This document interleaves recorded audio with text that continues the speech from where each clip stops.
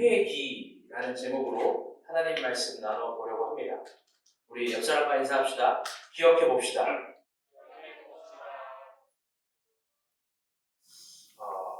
7월의 끝을 지나고 있습니다. 오늘은 비가 와서 더위가 사그러들었지만 무더위의 정점은 시작이 되었고 또 휴가철이 시작입니다. 방학을 맞이한 학생들은 요즘 어떤 관심사로 살아가는지 좀 궁금하기도 합니다. 가뭇가뭇거리는 20년 전 저의 초, 중, 고 학창 시절을 한번 생각해 보게 되었습니다. 방학을 맞이했던, 생각해보니 방학이 있었던 7월과 8월을 저는 가장 좋아했던 것 같습니다. 그때 7월과 8월에는 정말 모든 거리에 학생들이 넘쳐났습니다. 어딜 가도 학생들이 있었고 저길 가도 학생들이 가득했습니다. 초중고 학생들이 어디서든지 드글드글 했던 거죠. 그러나 요즘에는 방학을 했음에도 불구하고 학생들이 보이지 않습니다. 소소하지만 7월에는 그게 마음이 조금 걸립니다. 이번 달에는 물가도 오르고 금리도 또 올랐습니다. 정말 월급만 빼고 다 오릅니다. 그래서 그런지 세상살이의 버거움도 더 힘겨워지고 오르는 것 같습니다. 과연 어디까지 오를 건지, 어디가 고지인지 궁금하기도 합니다. 그러나 정치계에는 그런 서민들의 시리 만품에 아랑곳하지 않고 자기들의 쟁론만 이어가고 있습니다. 한 주간의 국내 정치는 여전히 냉정했고 싸늘했으며 또 불같이 뜨거웠습니다. 그런데 그 모든 쟁론들은 서민들 먹고 살아가는 문제에 대한 정치가 아니라 당정에 관한 쟁론들이었습니다. 필요한 쟁론들이었겠지만 들을수록 괴문만 납니다. 이런 소리는 사람을 살리는 소리가 아닙니다. 한 주 동안 대한민국 아주 뜨겁게 달군 해안부의 경찰국 신설 역시 그렇습니다. 저 소리는 결코 나라를 살리는 소리가 아닙니다. 저 개인적으로는 점점 나라가 퇴보하는 것 같아서 조금 마음이 쓰이기도 합니다. 요즘은 사람을 살리는 소리가 그립습니다. 홍수가 나면 사방이 물이지만 정작 마실 생수가 없듯이 요즘의 풍경이 그러합니다. SNS는 넘쳐나고 좋은 메시지와 교훈들은 넘쳐나지만 사람을 살리는 그런 메시지는 정작 없습니다. 이번 주는 중복이었는데요. 매년 이맘때쯤이면 돌아가신 저희 아버지가 더욱 그립습니다.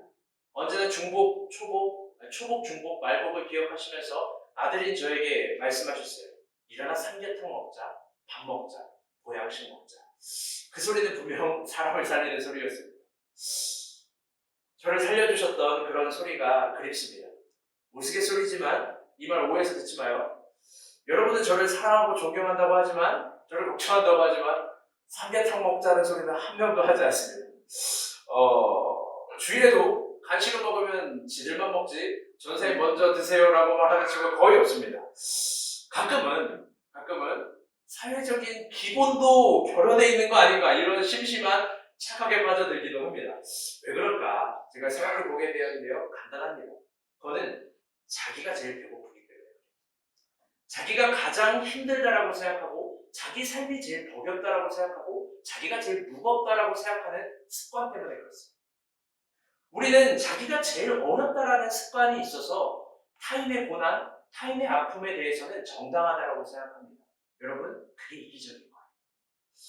내가 배고플 땐 내 옆 사람도 배고프고 내가 버거울 땐 내 앞 사람도 버겁다라는 공적 의식을 우리가 함께 가져야 됩니다. 그래서 그런지 모두들 저에게 위로를 받고 싶어하고 사랑을 받고 싶어하고 저에게 응원을 받고 싶어하지 힘든 삶에 있어서 리더로서 제가 가지는 요즘의 고난과 무게감에 대해서는 그닥 생각하지 않습니다. 오히려 제가 늘 헤아리고 묻죠. 밥은 먹었냐고, 이 더위에 어떻게 지내냐고, 힘들지 않냐고, 어려우면 언제든지 내가 밥을 사겠다고. 그런데 여러분 걱정하지 마세요. 제가 서운해서 하는 말이 전혀 아니고 힘들어서 하는 소리도 진짜 아닙니다. 우는 소리 하는 거 아니고요. 다만 요즘은 저를 걱정해 주셨던, 저를 늘 먹이려고 했던 아버지가 7월에는 조금 그리울 뿐입니다. 이번 주 큐티는요, 모처럼 10편이었습니다. 다들 좀 어떠셨는지요? 숨통이 트이셨는지요? 구약성서 10편은요, 총 4권으로 나눠집니다.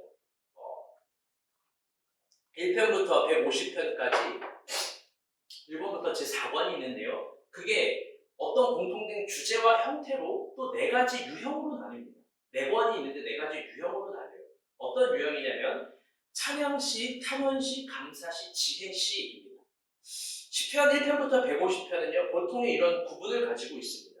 그리고 이 네 가지 유형은 보통의 성서 해석 방법과는 굉장히 다릅니다. 왜 그러냐면요. 시편의 저자는 시인이기 때문에 그렇습니다. 그는 역사가도 아니고 그는 예언자도 아닙니다. 시편의 주된 내용은 시인의 신앙 고백이 주된 내용입니다. 거기에는 어떤 정교한 이론적인 작업이었고 하나님에 대한 마음을 충분히 헤아려서 반영하는 어떤 내용도 없는 거죠. 시인의 고백이니까. 그래서요, 보통의 성서 해석 방법들과 다르게 어떤 역사적, 전승사적, 양식적, 언어적 고민을 하지 않아도 됩니다. 더 나아가 그 시를 이루고 있는 배경에 대해서 특별히 고민하지 않아도 됩니다. 왜? 시인의 고백이 더 중요한 거니까요. 그래서 우리는 시인의 고백을 즐겨 좋아하고 언제나 이거는 쉽고 오늘을 살아가고 있는 우리에게 공감을 불러일으키기 충분합니다. 여기서 시편 1편을 안 좋아하는 사람은 좀 이상한 거고 시편 24편이 싫은 사람은 정말 이상한 거고 다 자기 얘기 갖고 좋은 거예요. 그런데요, 오늘 본문의 시편 89편은요 좀 까다로운 겁니다. 그 이유는 시편의 성격도 구분하기 어렵거니와 이 시인의 고백과 역사적 현실이 적나라하게 드러나 있고 드러나 있는 역사적 현실이 완전히 뒤틀렸기 때문입니다. 예를 들면 이런 거예요. 하나님은 사랑이시다. 하나님은 날 사랑하신다. 뭐 시편에 그렇게 써있지 않지만 분명히 그런 고백을 하는데 나는 저기 무인도에 혼자 처박혀 있는 거예요. 나는 왕따입니다. 즉 시인의 현실과 시인의 역사가 시인이 추구하는 신앙과 믿음이 완전히 뒤틀려 있는 시편이 바로 이 시편 89편입니다. 그가 믿었던 모든 것들이 시인의 현실에서는 완전히 다 무너진 거예요. 사실 오늘 설교를 준비하면서 마음이 어려웠습니다. 왜 그러냐? 지난주 설교 제목은 징계였습니다. 그래서 징계에 관한 설교를 했는데 카톡방에 3명이나 달았습니다. 여러분 제 마음이 어떨 것 같아요? 제 마음이 사실 좀 어려웠어요. 그리고 이번 한 주간 저는 근신의 시간을 보내면서 쉽지 않은 시간들을 보내었습니다. 괴로웠어요. 어떤 마음이었는지 여러분은 잘 헤아리지 못할 겁니다. 그런데 오늘 시편은요, 지난주 설교 본문보다 더 잔인합니다. 왜 그러냐? 한 개인의 신앙의 무너짐에 대해서 적나라하게 말하고 있고 그가 믿었던 것들이 무너지는 현실에 대해서 적나라하게 말하고 있고 신앙과 역사가 완전히 다 으스러지고 으깨어져서 너는 실패자다라고 말하기도 하기 때문입니다. 말하기도 하기 때문에. 무엇보다 시인이 하나님을 아무리 찾고 찾아도 하나님이 시에 등장하지 않습니다. 설교가 참 맵습니다. 우리가 본 교회의 상황을 생각할 때 오해받기도 쉽습니다. 제가 도망가고 싶었어요. 저도 이런 설교 본문 말고 아주 달콤하고 무난하고 모두가 환영하는 그런 축복적인 설교, 그걸 너무 하고 싶었어요. 여러분 이렇게 기도해가지고 이런 거 많이 하면 하나님 복을 주십니다. 촛불이 꺼졌어. 이것도 징조인가? 정답이에요. 3년 동안 촛불이 꺼진 적이 없어. 이거 좀 펴야 될 것 같아요. 안 꺼졌네. 아, 내가 오해했네. 촛불이 작아요. 아직 안 꺼졌습니다. 그런데요, 모두가 환영하는 그런 설교를 하고 싶어요. 그런 설교 저도 잘할 자신 있고 그런 본문 정말 쉽습니다. 그런데 여러분 어찌합니까? 초대교회의 고백처럼 이것이 우리에게 주신 말씀이라는 걸 우리 모두 알지 않습니까? 초대교회는요, 교회의 아름다움은요, 교회의 위대함은요, 사람이 듣고 싶어 했었던 연설을 해준 게 아니었어요. 초대교회의 위대함은, 초대교회의 아름다움은, 초대교회의 거룩함은 주님이 주고자 하는 메시지가 들렸던 교회입니다. 그래서 우리 모두는 설교 가운데 본문을 임의로 정하지 않습니다. 정해진 본문을 따라가는 겁니다. 그 지점에서부터 우리가 원하는 신앙 말고 그분이 원하는 신앙이 탄생하는 법입니다. 우리가 본 교회는 그렇게 성장하는 교회 됐으면 좋겠습니다. 아멘? 저는 그래서 나름 결심을 했습니다. 이럴 때 중요한 태도는 교회의 상황도 고려하고 이런 것도 고려해서 여러분의 감정을, 교회의 감성을 헤아릴 텐데 그런 거 하지 않고 이번에도 그분의 마음을 헤아리기로 했습니다. 상황을 판단하는 것이 아니라 그 하나님의 의도를 판단하기로 했고, 백성들의 눈치만 봤던 사울이 아니라 하나님 눈치 보는 사무엘이 이번에도 되어보기로 했습니다. 그리고 여러분 아시다시피 저는 그런 사람이에요. 그래서 오해하지 마세요. 앞으로도 저는 본문을 따라갈 거고 모든 상황에 대한 음성보다 본문의 음성을 따라갈 겁니다. 제가 누구 설교로 깠다 이런 오해하지 마세요. 그런 건 전혀 아닙니다. 그래서 오늘도 설교를 아주 열심히 준비했습니다. 아주 괴롭고 잔인하지만 우리가 믿는 신앙과 현실의 무너짐에 대해서 구체적으로 한번 살펴봅시다. 시편 89편 38절부터 한번 읽어봅시다. 시작! 그러나 주께서 주의 기름 부은 받은 자를 놓아사 물리쳐 버리셨으며.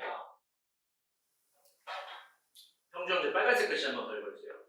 주의 기름 부은 받은 자를 놓아사 물리쳐 버리셨으며. 네. 하나님은요, 아니죠. 시편 89편은요, 39절 전, 그러나 전에는요, 5가지에 대해서 하나님을 찬양합니다. 하나님의 주권에 대해서, 축복에 대해서, 언약에 대해서, 은혜에 대해서, 신실하심에 대해서 하나님을 찬양해요. 그런데 이 38절 이후, 그러나부터는 시인의 어떤 색깔과 분위기가 완전히 다르게 됩니다.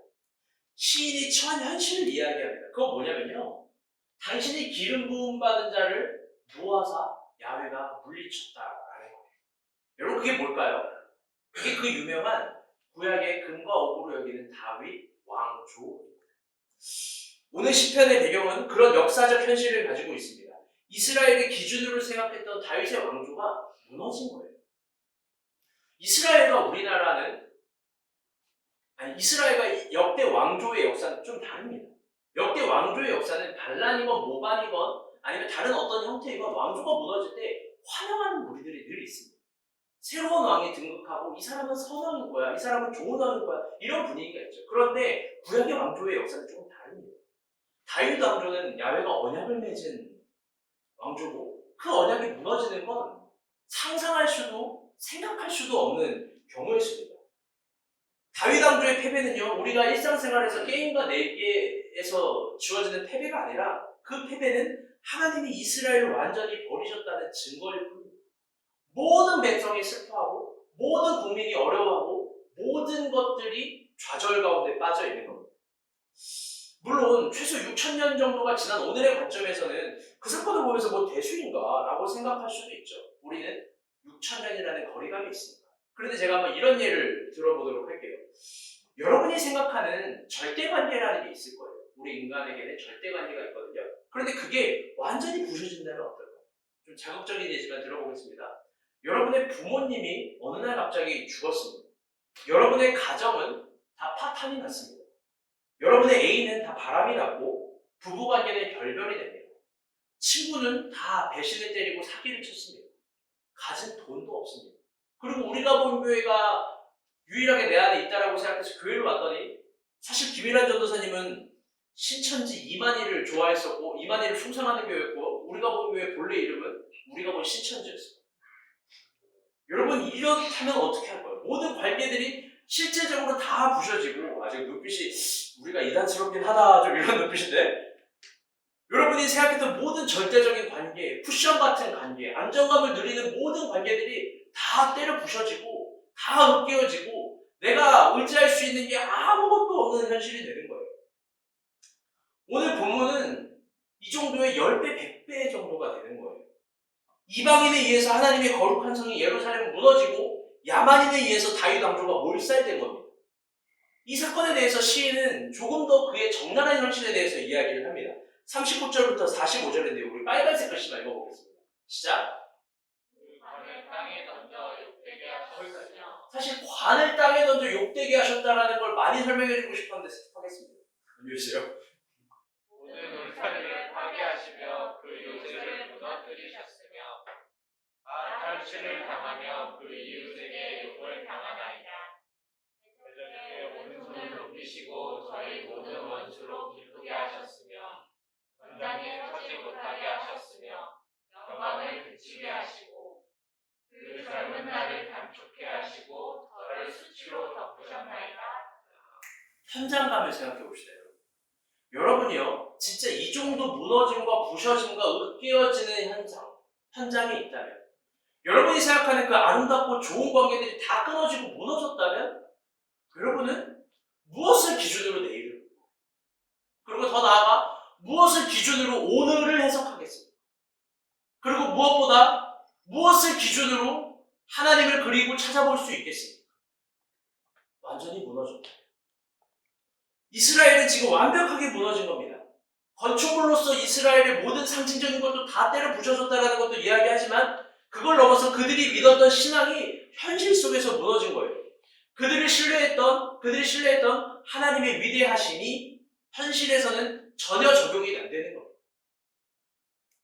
그들의 슈퍼 히어로가 무너진 거예요. 여러분, 우린 그런 적 없습니까? 우리가 믿는 하나님의 위대하심이, 우리가 믿는 하나님의 영광스러움이, 우리가 믿는 하나님의 선하심이 우리 현실 속에서 완전히 구겨지고 찢어지고 으깨지고 가루가 되고, 여러분 그런 적이 없나요? 근데 이 시가 진짜 절망이고 아픈 건요, 이 시의 클라이막스 마지막에 있어요. 우리 49절부터 51절에 되게 너무 중요해서 다 읽어볼게요. 시작! 주여 주의 성실하심으로 다윗에게 맹세하신 그 이전에 인자하심이 어디 있나이까. 주는 주의 종들의 받은 회방을 기억하소서. 유력한 모든 민족의 회방이 내 품에 있사오니 여호와여, 이 회방은 주의 원수가 주의 기름 부음 받은 자의 행동을 회방한 것이로소이다. 아멘. 여러분, 이게 이 시의 마지막이에요. 여러분, 허무하지 않나요? 이게 왜 허무하냐면요, 저를 봐주세요. 보통의 이런 탄식이 많이 있는 시를 탄식시라고 아까 4가지 유형에서 분류한다고 했잖아요. 탄식시로 분류해요. 그런데 탄식시의 신학적 구조는 보통 이럽니다. 넘겨주세요. 이래요. A. 첫 번째 내용의 서론은 시는 지금 고난 가운데 있다라는 걸 탄식시에 늘 이야기를 합니다. B. 자연을 보며 혹은 어떤 현상을 보며 하나님의 위대하심을 갑자기 깨닫는 거예요. 이게 중요해요. 갑자기 사랑이 찾아오고 이게 진짜 사랑이었구나 깨닫는 것처럼 갑자기 뭔가 야훼의 위대하심을 깨닫는 거예요. C. 그래서 다시 진리 혹은 율법이라고 말하는 것들에 대한 그것의 선하심에 대한 눈을 뜹니다. 그리고 D. 다 같이 한번 읽어볼게요. 시작! 그의 지금도 고난 가운데 있지만 하나님을 찬양하겠다. 이게 중요한 거예요. 탄식시의 마지막은 늘 찬양시예요. 하나님에 대해서 눈을 뜨고 다시 하나님을 찬양하는 것, 여기로 끝이 나는데 이게 99.9% 탄식시의 구조적 신학인데 이 시는 그런 게 없어요. 하나님이 나를 버렸다. 나는 괴롭다. 아무것도 보이지 않는다. 여전히 아파하고 허무해하고 괴로워하고 그냥 그게 끝이에요. 그리고 조금 더 깊게 보면요, 하나님을 원망하고 한편으로 하나님을 증오하기까지 합니다. 시의 마지막에 이르기까지 하나님을 찬양합니다가 한 구절도 없어요. 이게 이 시의 끝이에요. 물론 10편, 89편은 52절이 있어요. 갑자기 주님을 찬양합니다 한 구절이 있는데 이건 후대 삽입으로 넣은 거예요. 왜? 탄식시라는 구조를 만들기 위해서. 구조학적으로. 근데 52절 원문은 없어요. 여러분, 절망으로 끝나는 시. 여러분의 현실은 어떤가요? 여러분은 이런 시간을 보낸 적이 있습니까? 우리가 희망이라고 부르는 것들, 우리가 소망이라고 부르는 것들이 완전히 공허와 적막으로 꾸겨진 적. 나의 절대적 관계들이 다 부셔진 적. 하나님을 간절히 찾지만 하나님이 절대 내 품에 들어오지 않는 것. 아마 우리 중에 모두가 이걸 느끼지 못할 거예요. 제가 여러분의 사정을 꽤 구체적으로 아는데 여기 중에 어떤 분들은 매우 행복한 나날들을 보내고 있고 또 어떤 분들은 매우 평범한 나날들을 보내고 있습니다. 그런데 여러분 알죠? 우리가 본 교회 중에 어떤 사람은 이런 탄식시의 한 페이지 같은 시간을 보내고 있는 사람도 있습니다. 어떤 이들은 자신의 절망의 페이지가 오늘이 마지막인 것처럼 글을 쓰고 있는 사람도 있어요. 자신의 전부인 건강도, 가정도, 친구도 이유도 모른 채 그냥 다 잃어버리게 된 사람이 있습니다. 거기서 끝이 아니라 하나님마저 보이지 않고 자신의 아픔과 괴로움, 하나님과의 거리감, 그게 마치 인생의 온 마지막을 마치는 마침표를 찍는 것 같은 인생의 페이지를 쓰고 있는 사람도 있습니다. 우리가 보기에 그런 사람도 있어요. 여러분, 이럴 때 어떻게 해야 되는 걸까요? 이럴 때 무엇을 기준으로 내일을 보고 무엇을 기준으로 오늘을 바라볼 수 있는 걸까요? 저는 오늘 설교를 통해 시인은 절망을 말하지만 잘 들어봐요. 오늘과 내일을 어떻게 바라보는 기준에 대해서 여러분에게 논하고 싶습니다. 저 설교를 준비하면서 이걸 어떻게 얘기를 할 수 있을까? 그리고 또 저의 지난날을 돌이켜보게 되었습니다. 그래서 나는 이런 적이 없을까 생각해보게 되었습니다. 정말 시인의 고백처럼 모든 것이 무너져 내리고 하나님이 보이지 않는 그런 시간. 근데 생각해보니 있더라고요. 이게 조금 내용이 긴데 이 내용을 이론적으로 설명하기보다 저의 간증과 이야기로 한번 설명을 해보려고 합니다. 잘 한번 들어봐 주세요. 생각해보니 저도 이런 시기가 있습니다. 언제냐면요. 딱 이게 탁 치면 탁 나오는 것처럼 바로 나오게 되더라고요. 제가 개척을 놀랍게도 교회가 개척될 즈음이에요. 개척될 즈음. 이때요. 제가 모든 것이 무너져 내리고 하나님도 보이지 않고 모든 절대적 관계들이 다 끝나고 허무했던 시간. 개척을 하기 전에요. 저는요. 나름 좀 우리 교계에서 조금 잘 나가는 유망주 같은 사역자였어요. 제가 이런 말해서 스스로 이런 말해서 되게 민망한데 정말이에요. 연말만 되면요. 여러분 모든 직종에 스카웃이라는 게 있어요. 여러분 스카웃 이런 거 받아본 적 있어요? 스태그래프 때 스카우트 이런 거 말고 스카웃 받아본 적 없나요? 저는 연말만 되면 항상 큰 교회에서 스카웃 제안이 왔어요. 마지막 교회에 있었던 교회에서도 처음 1년 차에 받았던 청년부의 숫자가 한 45명. 근데 마지막에 제가 나올 때 127명. 이게 쉬운 게 아니에요. 예배를 드릴 때요, 항상 예배당에 의자가 모자라서요, 식당에서 의자를 빼왔어요. 아는 사람은 알 텐데. 그리고 뒤에 문도 열어놨어요. 왜냐면 그 문이 닫히면은요, 들어올 수가 없으니까. 성경 공부를 하면요, 조금 과장하면요, 뒤에 문을 뜯어내야 됐어요. 왜? 사람이 너무 많이 들어오고. 우리 합정동 성경 공부팀도 있었어요. 합정동이라서 숲대 있고 4-5명. 근데 이걸 그냥 교회에서 같이 했을 때는 어마어마하게 사람들이 몰리는 거예요. 장로님들 중에서는 이런 단결을 하셨어요. 청년부의 예배당과 본당을 서로 스위치하자. 굉장히 행복했어요. 사역자로서 여러분 이런 열매가 있는 건 진짜 행복한 거예요. 그리고 이런 말이 좀 민망하지만 이 교회에서만 부흥된 게 아니에요. 언제나 부흥됐고 사역을 하면 퍼센트 사이즈로 말하면 민망하지만 200% 이하로 부흥이 안 된 적은 없어요. 근데 200% 이상이었어요. 우리가 본 교회도요. 그 식당 기사처럼 그 사람처럼 얘기를 하면은 여러분 10배예요. 400%가 부흥한 거예요. 그 관점이라면 뭐 동의하진 않지만 여러분 근데요. 중요한 이야기를 해볼게요. 사역자는 그게 다예요. 수적 부흥이 전부다라고 말하는 게 아니라요. 사역자는 그것으로 증명이 되는 거예요. 뭐가 증명이 되냐? 그의 생명력이, 그의 지구력이, 그의 실력이. 숫자적 부흥은 분명 전부가 아니에요. 그런데요. 한 사역자가 그 사역지에 자신의 인생과 시간과 건강과 젊음과 재정과 이런 걸 때려붙지 않으면 교회는 생물학적인 거라서 절대 부흥과 성장하지 못하는 거예요. 그런데요. 그 이면에 저는 정말 두려운 시간도 함께 늘 보내고 있었어요. 뭐냐면요. 사역이 부흥하면 좋은데 꼭 담임 목사님들이 저를 부담스러워 하셨어요. 좀 심한 사역지에는 마지막에 설교를 할 수 있는 자리도 주지 않았어요. 그리고 연말이면 그 유명한 대부분의 교회에서 권고사직을 당했어요. 권고사직. 좀 우리 교회 나가줬으면 좋겠다. 사임 이유는 없는데 권고사직을 받았어요. 여러분은 그게 얼마나 큰 아픔인지 모를 거예요. 권고사직. 애써 이렇게 부흥이 됐는데 나가라는 거예요. 저는 처음에 저희 인격적 결함이 있는 줄 알았어요. 물론 결함이 있다고 생각해요. 왜 형주는 항상 이런 부분에 굉장히 크게 구별해요. 그래서 저희 인격적 결함도 있다고 생각해요. 그런데 제가 참 재밌고 놀라운 깨달았는데 뭐냐면요. 은근히 사역지에는요. 열정도 없고 게으르고 특징이 없는 사역자들이 롱런해요. 그분들이 오래 해요.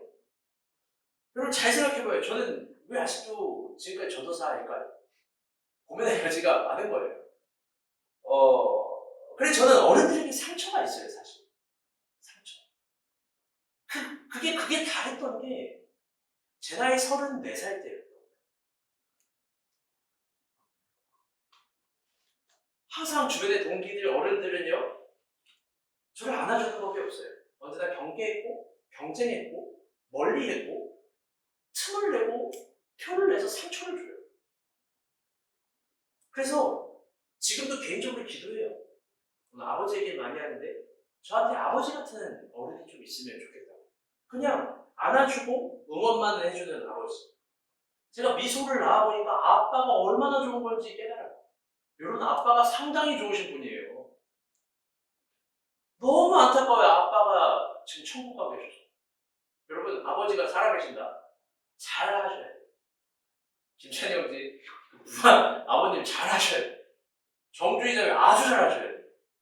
선한 자매 아빠 보면 막 팔짱 끼고 막 이렇게 안아들고 막 다 여러분, 저 광주 가가지고 이렇게 아버지한테 잘해야 되고, 다들 다음 달 안에 고향 한 번씩 내려가세요. 주일에 빠져도 좋으니까 진짜로 아빠한테 잘하세요. 부산도 가셔서 아빠한테 좀 잘하시고. 아무튼 아버지가 그래요. 그런데요, 그때쯤, 잘 들어봐요. 어른에 대한 상처가 제 안에 크게 달았고, 다음 사역지를 기도하는데 그 두려움과 상처 때문에 앞이 보이지가 않는 거예요. 이게 얼마나 공포스러운 거예요. 기도를 하고, 말씀을 보고, 그렇게만 살아가는 감각으로 여기까지 왔는데, 이제 그것도 안 보여요. 이런 두려움이 더 큰 거예요. 어딜 가도 이랬으니까 어딜 가도 비슷하겠지. 제 기분은 이용만 당하다가 버림받는 느낌이에요. 정말이에요. 처음에는 얼마나 환영해주는데요, 사역지에서. 막 스카우트해요, 불러요. 부흥이 되잖아요? 나가요. 이게요, 이 두려움이 단순히 돈을 못 벌고 그런 노동의 차원이 아니에요. 그런 거는요, 어떤 의미에서 좀 가벼워요. 단순해요. 노동을 가볍게 여기는 게 아니라, 장님이 된 것처럼 아무리 인생의 다음 연도를 보는데 보이지가 않는 거예요. 그리고 더 비참한 건 처음으로 사임을 이제 결정을 하고 겨울이 됐는데 뭐가 보이냐? 현실이 보이는 거예요. 사역할 때 현실이 안 보였어요. 근데 이제 현실이 보여요. 얼마 있어요? 헤라한테 물어봤어요. 집에 돈이 없대요. 왜? 헤라 사모가 그때 아이도 없어서 아주 직장에서 충성되게 열심히 일을 했는데 소처럼 소헤라 했어요. 소헤라. 한번 직장에 앉으면 일단 이제 7년, 8년 앉아있으니까 그 돈 다 벌어서 이제 다 갖다 썼어요, 저는. 월급 크게 들어갔구나. 진짜요, 살찌 다 갖다 쓰고, 건강 다 갖다 쓰고, 시간 다 갖다 쓰고. 제가 이런 말 처음 해보는데, 그때 당시 제가 살았던 집은요, 지하 방이었어요. 저희 어머니 집인데, 11평 되는 집. 아무도 못 와봤을 거예요. 방목자 인간사 정도만 와봤을 거예요. 7년을 살았는데요, 집이요, 여름이면 팝으로 건축이에요. 모든 건축들이 다 올라와요, 제가 해서. 그래서 다 박제해가지고 책으로 만들어야 돼요. 김비서 책으로 만들어요. 온갖 이상한 벌레들이 다 올라오고, 여러분, 곰팡이는 막 만발을 해요. 거기서 7년을 살았어요. 왜 이사를 생각을 안 했겠어요? 그게 아니라 나는 사역해야 되니까 이사 같은 건 생각도 못 한 거예요. 건강 상당히 많이 망가져 있었어요. 병원을 갔는데 황달, 간, 수치, 모든 수치들이 다 불안하고 헤라 사모는 말할 것도 없고 무엇보다 아기가 없어요. 여러분 모를 거예요, 이게 뭔지. 7년 동안 아기를 위해서 기도했는데 아기가 없어요. 말씀을 전하고 하나님의 축복을 말하는데 우리 가운데 그게 없는 거예요. 굉장히 비참한 감정이에요. 아기가 없다라는 거. 한편으로 제 인생의 젊은 날은요, 그래서 좀 슬픈 구석이 있어요. 뭐냐면은 저는 평생 누군가를 위해서 기도하고 누군가를 응원하고 누군가를 대신 아파해주고 누군가를 위해서 어시스트 같은 삶을 평생 사는 거예요. 제 젊은 날. 지금도 그러고 있고. 왜? 그게 목표니까. 근데 단순히 사람뿐만 아니라 아시는 분은 아시겠지만 시대의 어려움에 대해서도 늘 항상 아파하고 조금이라도 도움을 주려고 하고 공감하려고 하고 위로하려고 해요. 그게 내 인생이에요. 그게 제 목표고 그게 저희 소명이에요. 그런데 진짜 어려웠었던 그해 겨울에는 내가 평생 그렇게 다 쏟아부었는데 아무도 내 옆에 없어요. 저를 위해서 같이 아파해주거나 같이 위로해주거나 같이 공감해주는 사람이 없어요. 하나님을 찾는데 진짜로 처음이에요. 하나님이 안 보이는 거예요.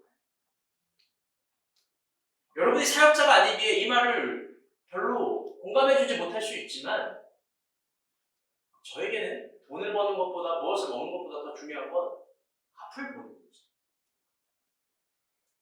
그게 안 보일 때 얼마나 공포스러운지. 그런데 잘 봐요. 긴 얘기 잘 들어주었어요.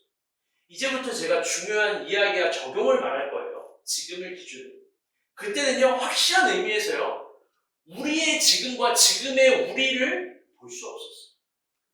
제가 아무리 기도를 하고, 제 심장을 쳐서 기도하고, 금식을 하면서 기도하고, 막 책상을 내려쳐가면서 기도하고, 사자처럼 기도하고, 막 벽을 긁어 때려 부셔가면서 기도해도, 오늘의 우리를 볼 수가 없었어요. 김미소도 볼 수가 없었어요. 심지어 여러분 개척을 했고 처음 6명이었었던 그 시기에도 개척을 했음에도 불구하고 오늘을 기준으로 이야기하는 거예요. 지금의 우리의 모습을 아무리 기도해도 볼 수가 없었어요. 하나님 안 보여줬어요. 아무것도 보여주지 않았어요. 당시에는 진짜 앞에 온 것도 보이지 않고 하나님도 보이지 않았는데 중요한 신비는 이거예요. 여러분 서로 봐요. 서로 봐봐요. 지금 우리가 있는 거예요. 여러분 신성우 가수 알아요? 신성우의 서시 있어요. 그게 뭐예요? 너는 내가 되고 나는 네가 될 수 있는 빠밤 막 그러면서 노래 나오고 있잖아요. 여러분 드라마틱하게 우리가 함께 있는데 그 우리를 전혀 볼 수가 없었다고요. 여러분 여기에 있는 우리, 오늘의 우리가 본 교회. 나에게 김미소. 7년 동안 응답이 안 됐던 김미소. 누가 있게 하신 거예요? 누가? 다시 따라오겠습니다. 하나님. 나는 앞을 볼 수 없었어요. 정말로. 아무리 기도를 해도, 아무리 절망 가운데 있어도 내일을 볼 수 없었다고요. 그런데 그분은 저를 정확하게 인도하고 계셨다는 거예요. 성경의 욕도 동일합니다. 중요한 얘기를 많이 할 거예요. 모든 것을 다 잃어버렸어요. 가족도 재산도 그의 건강도 다 잃어버렸어요. 처음부터 저처럼 없는 사람의 없는 이야기가 아니에요. 있는 사람이 잃어버리면 더 커요.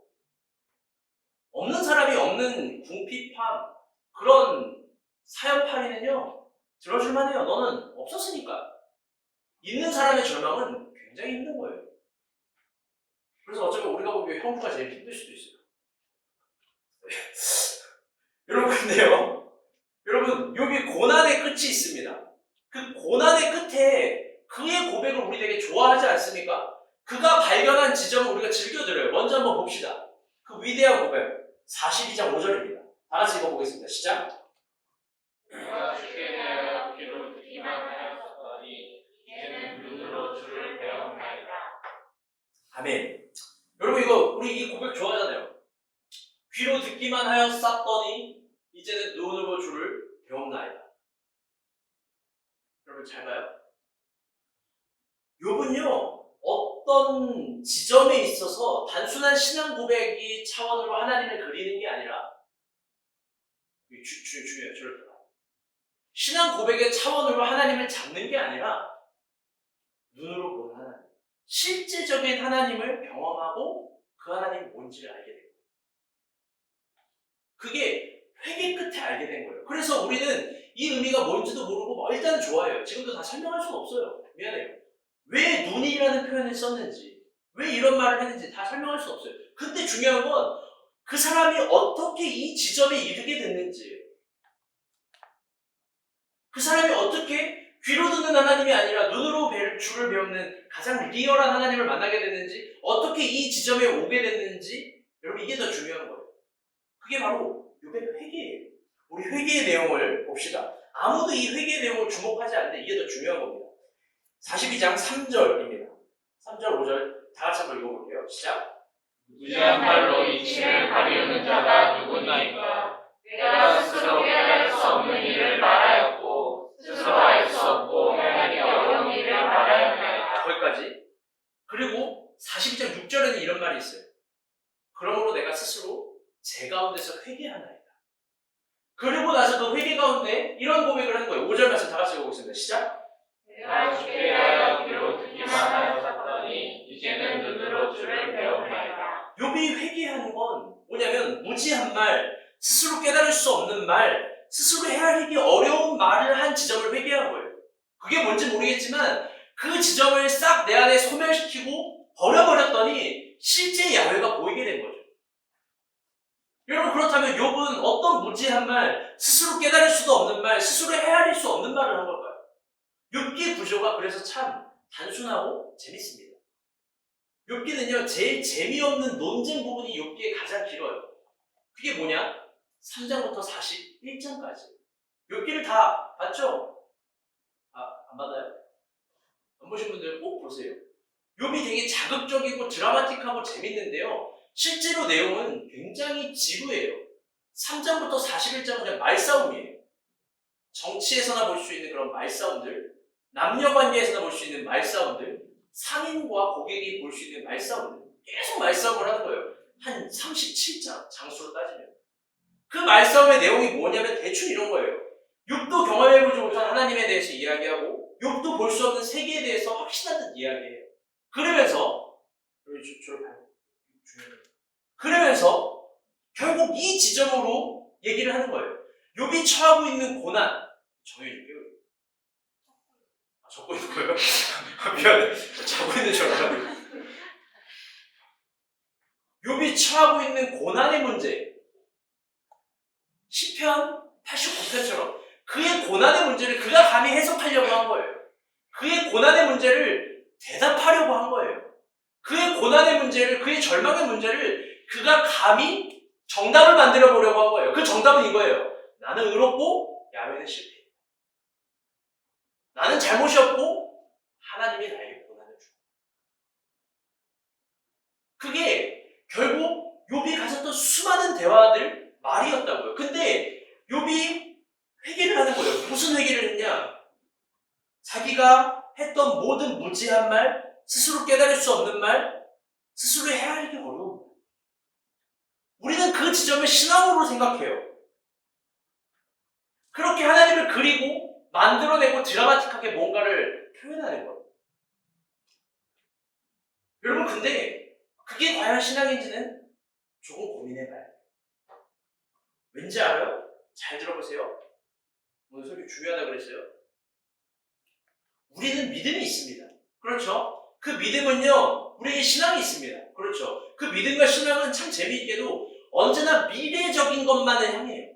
언제나 내일을 그리는 습작들이 있습니다. 그런 습작들을 우리는 믿음이라고 생각해요. 그래서 지금이라는 시점에서 믿음과 신앙의 렌즈로 내일을 바라보는 것만 믿음이라고 생각해요. 고난의 문제도 축복의 문제도. 그런데 참 재미있게도 여러분 중요한 건 하나님은 내일 존재하지 않아요. 하나님은요, 오직 내가 존재하는 오늘 여기에만 존재하는 거예요. 하나님도 아직 가지 않는 내일을 우리는 믿음으로 보려고 하는 거예요. 물론 신앙 고백의 차원에는 믿음의 선포도 있습니다. 이루어지지 않은 것들을 믿음으로 보는 영역도 있습니다. 그런데 단 이게 중요한 거예요. 그래서 오늘이라는 기준으로 내일도 안 보이면 오늘 하나님도 없다는 거예요. 지금이라는 기준으로 무서운 불신앙은 내일이 안 보이면 오늘 하나님의 살아있음을 우리가 느끼고 오늘 하나님을 이 지점에서 봐야 되는데 오늘 하나님도 없다고 불신앙하는 거예요. 왜? 죄다 내일만 보려고 하니까. 여러분 믿음의 선포가 있습니다. 믿음으로 이루어질 것들을 그리기도 합니다. 중요해요. 맞아요. 그런데요. 조심해야 돼요. 정말 조심해야 돼요. 뭐냐면 하나님은 지금 나와 여기에 있기 때문에 그렇습니다. 진정 시편 89편에서 시인은 허무함과 외로움과 공허함을 이야기하고 보이지 않는 내일에 대해서 절망감으로 토로하고 하나님을 원망했지만 여러분 더 고차원적으로 생각해 봅시다. 야훼가 진짜 없습니까? 야훼가 없습니까? 야훼는 있어요. 어디에? 그 지점. 그러나 왜 시인은 보지 못합니까? 잘 봐요. 중요해요. 왜 시인은 보지 못하냐면 늘 내일만 보니까 그래요. 내일. 늘 내일에 뭔가 있을 걸로 보니까. 그런데 그게 신앙이 아니라고요. 진짜 신앙은 지금 여기에 나와 함께하는 하나님이에요. 그걸 보는 거예요. 그걸.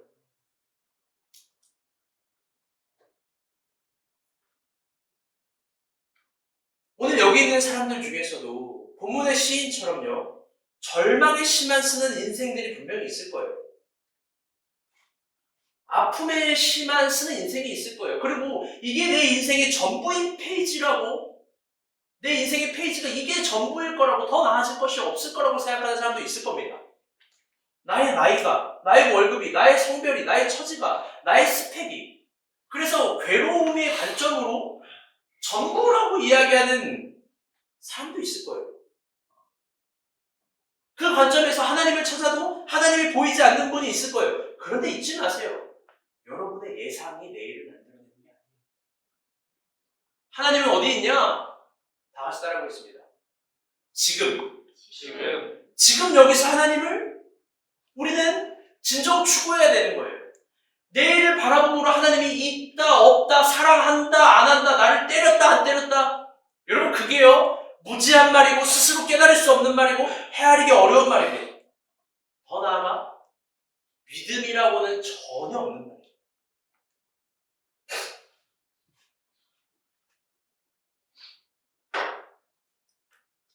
여러분 내일을 보는 법을 이제 알려드릴 거예요. 내일을 보는 법. 저는 오늘 설교 제목을 뭐라고 했죠? 회기라고 했어요. 여러분 회기가 뭘까요? 돌아보는 거? 더 나아가서. 회기가 뭘까요? 뭐라고요? 돌아오시기요? 그 때라고 하지 않나요? 회기라는 건 돌이킬 때 기억할 기회. 지나온 것들을 다시 복귀해보는 거예요. 여러분, 지나온 시간들을 한번 우리가 생각해봅시다. 냉정해지자고요. 오늘만 우리가 진짜 하나님이 안 보였습니까? 여러분, 오늘만 하나님의 뜻이 가려워졌나요? 오늘만 정말 기도 응답이 없었고 오늘만 상황이 내 뜻 같지 않았습니까? 아니에요. 항상 그랬어요. 언제나 상황은 내 편이 아니었고 언제나 사람은 나를 배신했었고 언제나 돈은 없었어요. 언제나 괴로웠잖아요. 언제나 하나님 뜻이 잘 안 보였을 거예요. 여러분 그런데요. 중요한 건 제가 알려드릴게요. 여러분 놀라운 신비예요. 여러분이 거꾸로 물구나무 서서 지나온 시간들을 회귀해 보세요. 가장 어려웠던 고난의 시간, 내 인생이 박살났었던 시간, 가장 거칠었던 시간, 진짜 하나님 뜻이 안 보이고 절망에 있었던 그 시간을 한번 회귀해 보세요. 기억해 보세요. 그러면 보일 거예요. 뭐가 보이냐? 하나님이 나에게 어떤 은혜를 주셨었는지, 하나님은 어떤 각도에 계셨었는지, 그날 하나님의 감정은 무엇이었는지, 하나님이 내가 어떤 지점을 더 잘하기를 바라셨는지. 회귀해보면요, 하나님이 어떻게 살아있는지 천천히 읽혀집니다. 우리의 고난의 시간을 보면요, 하나님의 자리가 보이는 법이에요. 이게 신비예요. 당시에 정말로 저는 우리가 본 교회가 보이지 않았어요. 여기 있는 우리를 어떻게 제가 볼 수 있겠어요? 임신도 안 된 김미소를 여러분 어떻게 볼 수 있겠어요? 박하은, 박하주를 어떻게 볼 수 있고 여러분 하민이를 어떻게 볼 수 있겠어요? 여러분 제가 형주를 만났을 줄 어떻게 알았겠어요? 여러분 제가 아름이 광주에 사는 아름이가 오늘 우리가 이렇게 관계를 맺고 알지 여러분 어떻게 알겠어요? 여러분 이내가 갑자기 저렇게 등장할지 여러분 어떻게 알겠냐고. 예희는 어떻고요? 앞을 보면서 앞을 보는 게 아니라는 겁니다. 돌이켜보면 우리가 본교회 3년 전 그 시간의 언덕을 돌이켜보면 가장 어려웠었던 시기도 있었거든요. 그 시기 때도 하나님은 어떤 각도에 있으셨는지, 하나님은 어떤 은혜를 주셨는지, 그분은 어떤 감정이셨는지, 나의 어떤 부분을 응원하고 계셨는지가 여러분 보입니다. 그러니까 여러분 잊지 마세요. 지금 내가 쓰는 시편이 시편 89편처럼 인생의 막장 같을지라도 아무것도 보이지 않을지라도 따라해볼게요. 이거 지나간다. 이거까지 해주세요. 이거 지나간다. 지나간다. 이거 지나가요. 내 인생의 페이지가 그 다음 페이지를 전혀 볼 수 없는 내 성별, 월급, 스펙, 내 약점, 한계점들이라 할지라도 여러분 지나가요. 그리고 거기에서 정확한 의도를 가지고 하나님이 오늘 우리와 어떤 지점에서 함께 하시는지가 여러분 보입니다. 여러분 그렇기 때문에 회귀를 하셔야 돼요. 하나님이 나에게 어떤 은혜를 주셨는지 스스로 기억해야 돼요. 거기에서부터 내일은 보이기 시작합니다. 그러니까 제발 하나님이 있네 없네, 나를 안 사랑하네, 나를 저주하시네, 징계하시네, 이따위 말을 버립시다. 이건 우리가 본교회의 4살 이하의 어린아이들도 하지 않는 소리예요. 아멘? 네. 말씀의 결론을 맺도록 하겠습니다.